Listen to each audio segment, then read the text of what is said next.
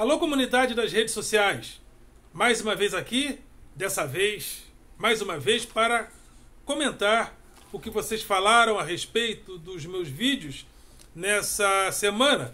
Porque, inclusive, faz tempo que eu não faço isso, porque durante 2 semanas eu estive curtindo o recesso, estive pelo Nordeste, ali pela região de Alagoas, Maceió, né? Recife, e curtindo esse recesso, né? Porque, afinal de contas, também sou filho de Deus. E então, mas antes de entrarmos nos comentários, eu gostaria de convidar você mais uma vez para se inscrever no nosso canal, para dar o seu like, para fazer o seu comentário e compartilhar o nosso material com outras pessoas. E ao se inscrever, acione o sininho para receber notificações de novos vídeos. Compartilhe, se inscreva, dê like, porque é importante, penso eu, e eu penso que você que acompanha o canal esteja comigo também, é importante que a classe dos professores seja valorizada para que a grande multidão que passa pela escola pública, sobretudo, também seja valorizada. Então, é importante a voz, que o magistério tenha voz, que nós não sejamos apenas o chato da greve.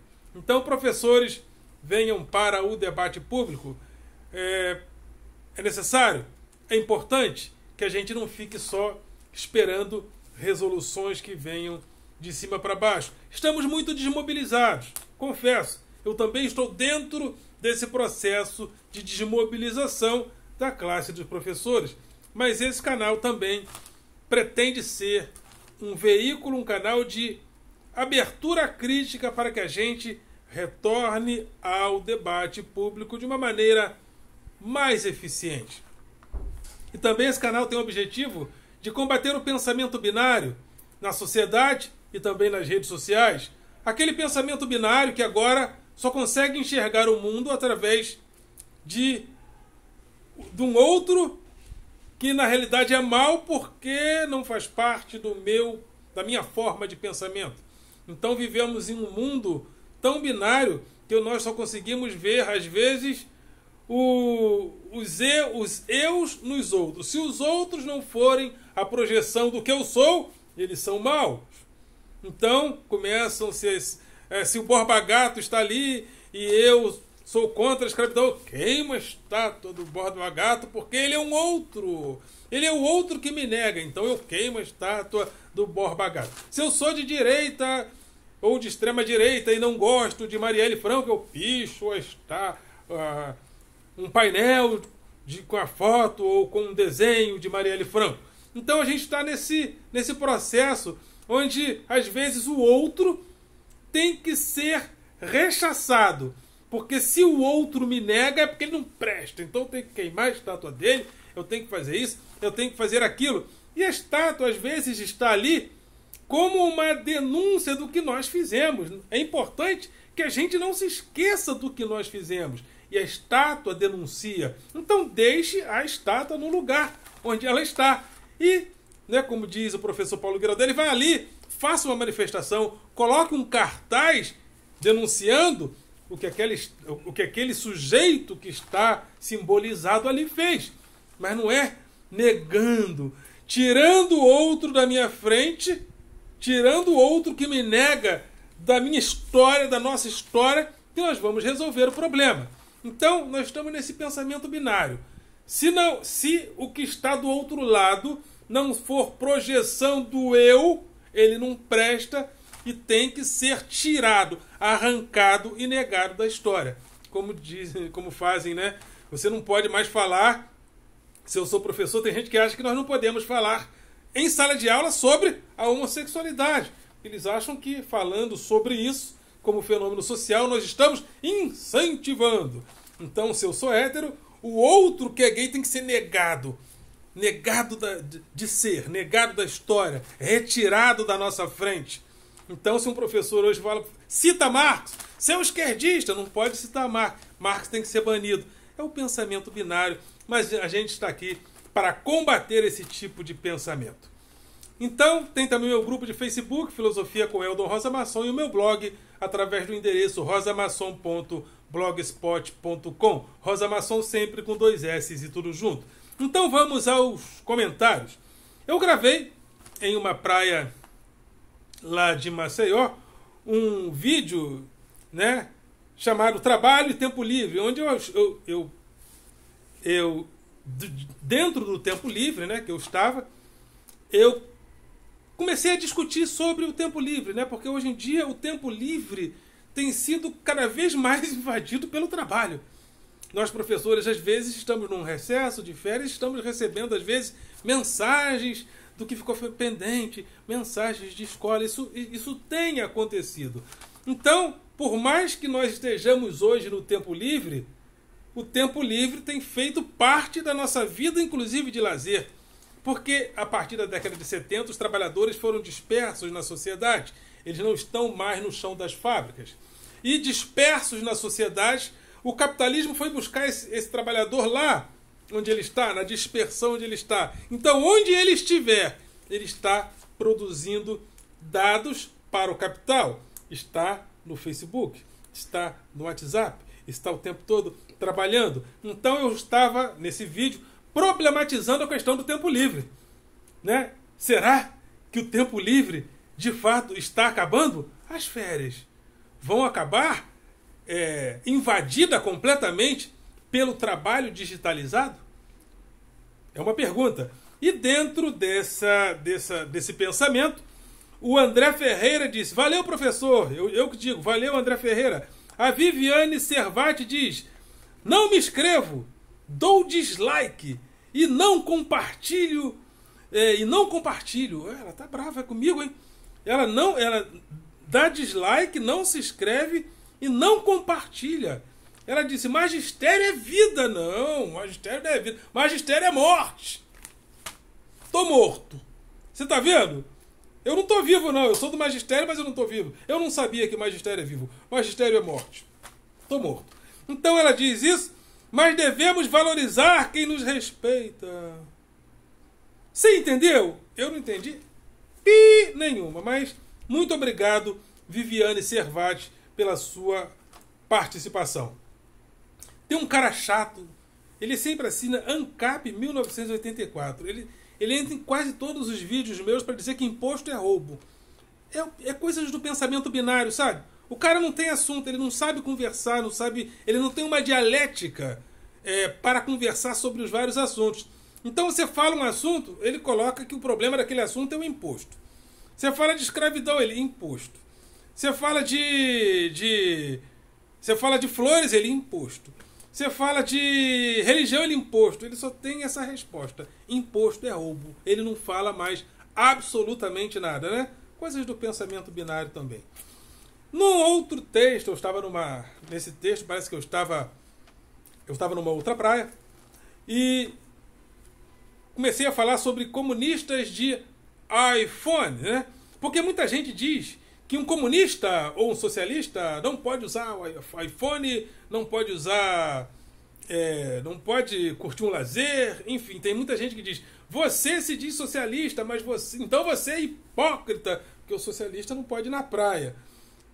E eles confundem também esquerda com comunista, né? Porque para eles todo esquerdista é comunista. Quando o pensamento de esquerda começou lá nos idos da Revolução Francesa, Marx não era nem espermatozoide. Mas eles entendem que se você é de esquerda, você é comunista.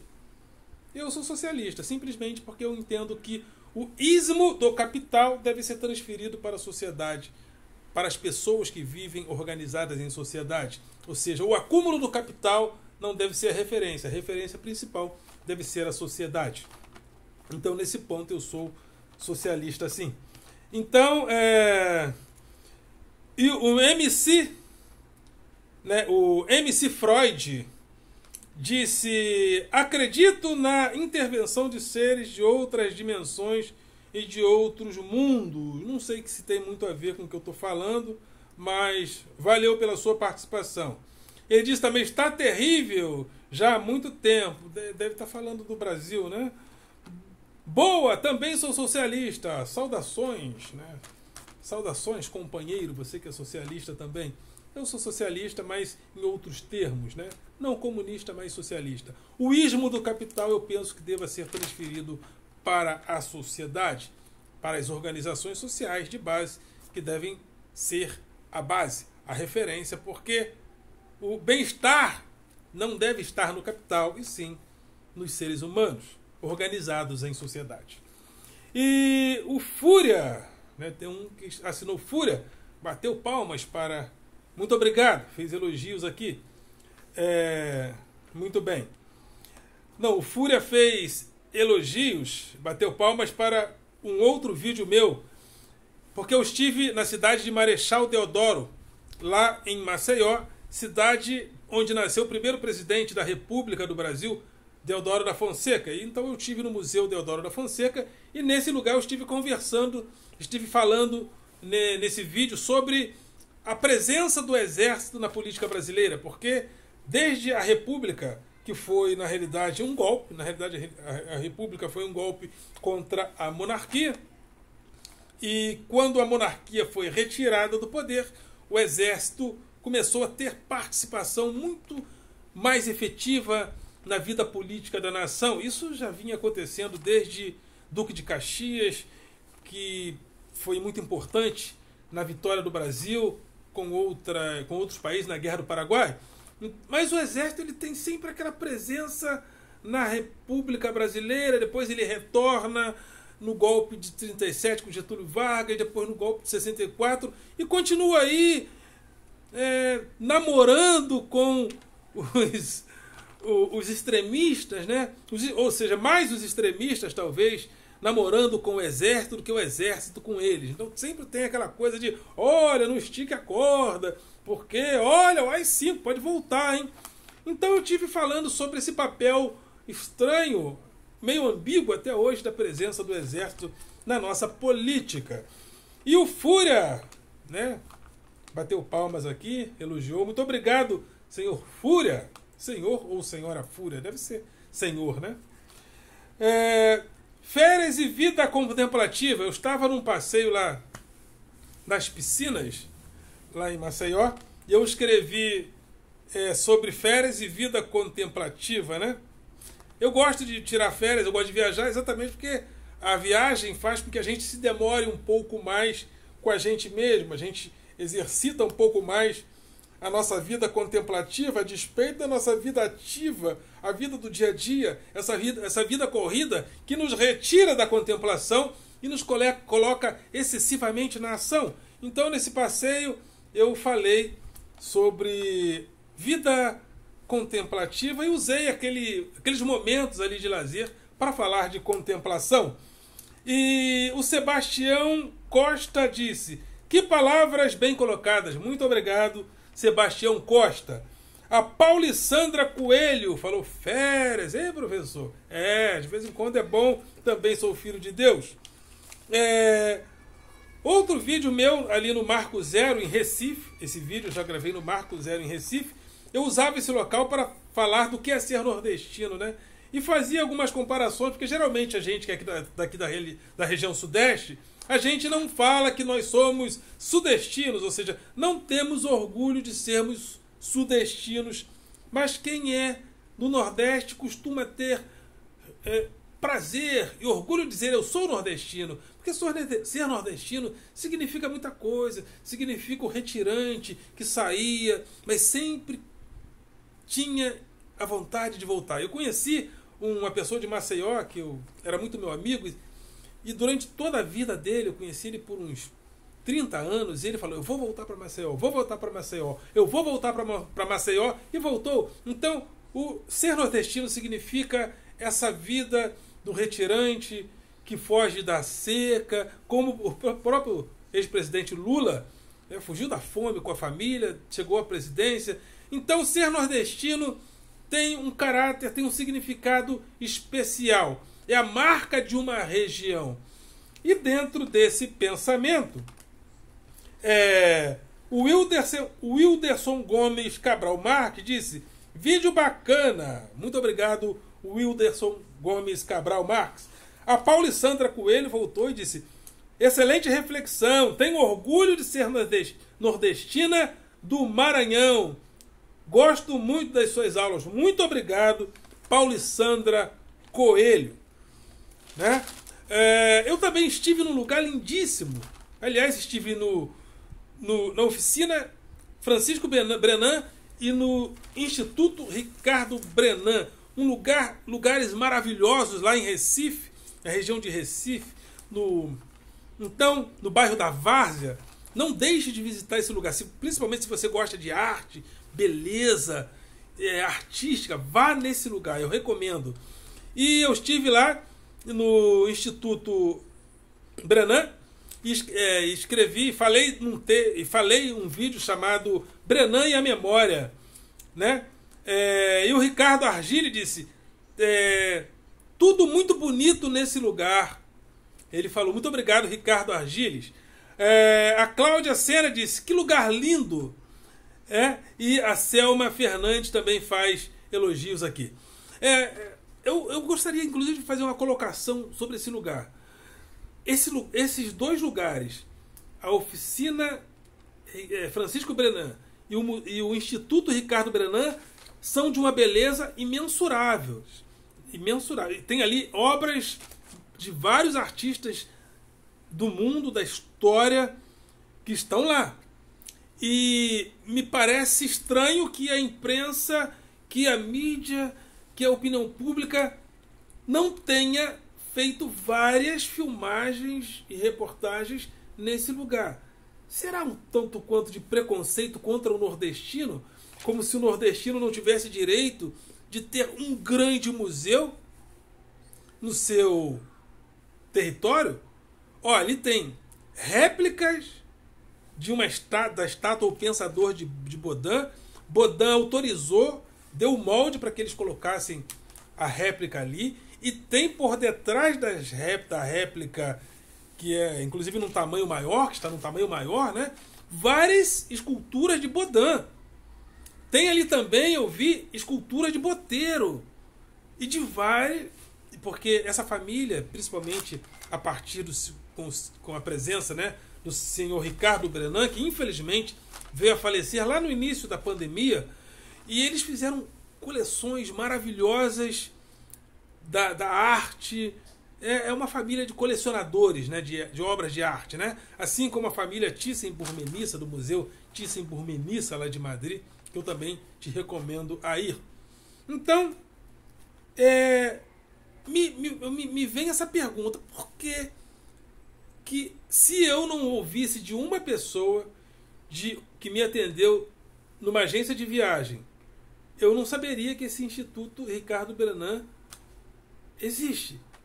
Muito estranho, porque se um instituto daquela ordem está em São Paulo, faria-se um carnaval. Tem coisas que eu acho muito estranho. Inclusive, como vascaíno, acho também que um certo preconceito para com o Vasco da Gama existe, porque o Vasco habita no meio do subúrbio, no meio de favelas. Tem coisas que eu desconfio. E eu acho que há um pouco de preconceito contra o fato de o Recife, que é uma região do Nordeste, uma cidade do Nordeste, receber um museu com aquela grandeza. Participe. Vá. Quando você for a Recife, não deixe de ir na oficina Ricardo Brenan e no museu e no Instituto Ricardo Brenan. Agora, o Instituto tinha uma coisa curiosa. Com dinheiro você não entrava, só com cartão. Então, leve um cartão. Não sei se né? E se você for professor, você não paga para entrar na oficina e tem descontos no Instituto. Ok?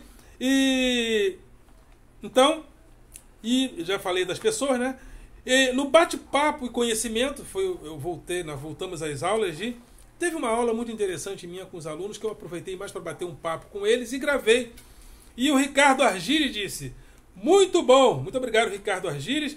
A Janaína Cabral disse, fez aqui elogios com palmas, muito obrigado, Janaína Cabral. Bolsonaro não é louco, né? Esse comentário eu vou fazer depois. Volta às aulas, parte 12, né? A Paulissandra Coelho, que sempre está participando. Muito obrigado, Paulissandra, você está sempre aqui participando, né? Volta às aulas, parte 11. E o outro que sempre fala que imposto é roubo, falou, liberdade ainda que tardia. Não sei por que ele fala sempre coisas que não tem nada a ver com o assunto. Na volta às aulas, parte 10, o JM Studio diz, uau, excelente abordagem para minha pessoa que não curte filosofia, né?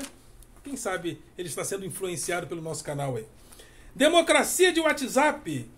Desse termo eu falo das contradições de uma democracia que se faz mais no WhatsApp que nas ruas. É importante que estejamos nas ruas. Mas as ruas, às vezes, é muito mais motivadas pelo WhatsApp e o comportamento das ruas, às vezes, leva o WhatsApp para ela. Então, às vezes, não é um comportamento tão espontâneo. Então, essa democracia de WhatsApp é um pouco contraditória. E a respeito disso, a Rosângela Campos diz, boa noite. Boa noite. Boa noite. E o Diego Guilherme de Moura, né? Coloca palminhas aqui, faz elogios. Muito obrigado, Guilherme de Moura. Então vamos ao texto, ao último vídeo que eu gravei. Bolsonaro não é louco. Bolsonaro não é louco, tá, gente? Ele não é louco. Ele se utiliza daquilo que a filosofia chama de razão instrumental para dar sentido a um projeto de poder que ele tem.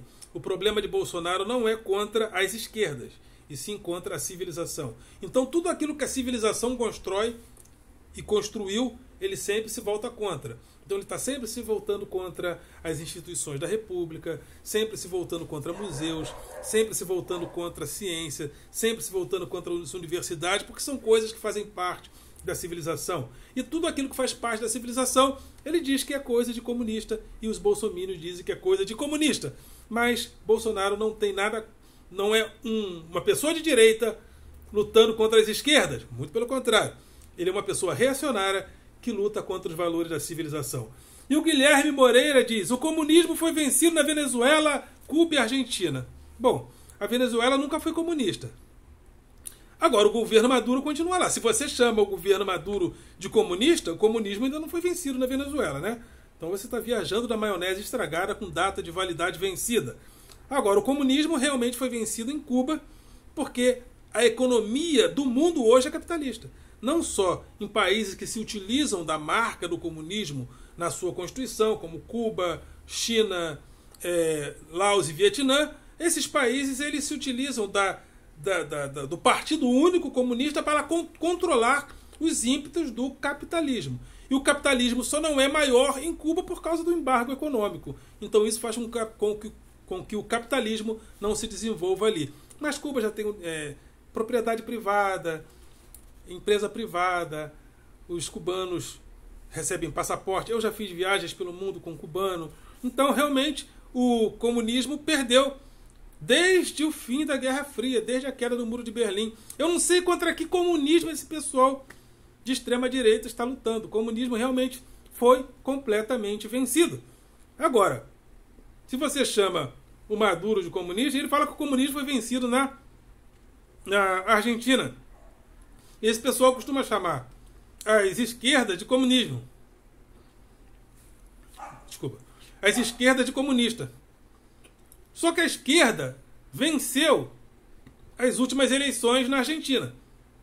Então, se de fato a esquerda é comunista, então a esquerda que voltou na Argentina, então o comunismo voltou.